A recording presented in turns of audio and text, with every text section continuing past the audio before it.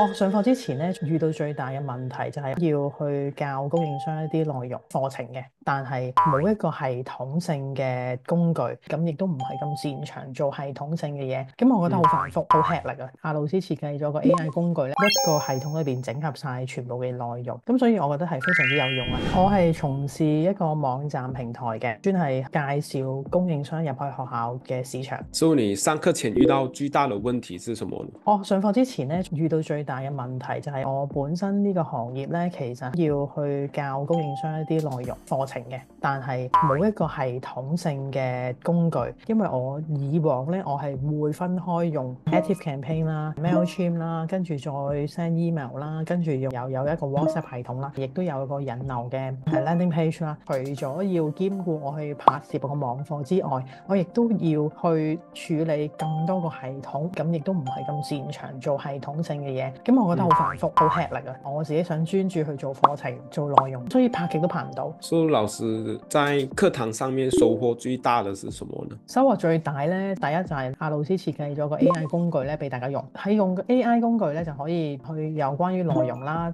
定位啦各方面嘅嘢，可以好幫到一啲冇乜點用 AI 嘅同學仔啊。咁老師喺課堂當中，我覺得最好就係手把手去話俾我哋聽究竟點做，咁一齊去做。咁佢上嘅時候咧就會有得着咯，因為老師你呢個工具咧就係可以有 WhatsApp 啦，有email 啦，有網課啦，可以睇到進度啦，可以用呢個 Calendar 去 book 一個 consultation 啦，一個系統裏邊整合晒全部嘅內容，咁所以我覺得係非常之有用啊！我可以專注去拍我嘅網課，又唔需要去兼顧其他冇必要嘅一啲 execution。呢個系統非常之好啦，我覺得呢個課程係非常之啱一啲佢自己好想做網課，佢喺個電腦上面技巧唔係好熟悉，佢淨係識得講自己課嘅。呢個系統我非常之推薦佢哋去使用咯，尤其是冇團隊嘅人咯，你已經有晒 SOP 啊、流程啊、教學片喺裏邊咧，其實我覺得好好啊，其實。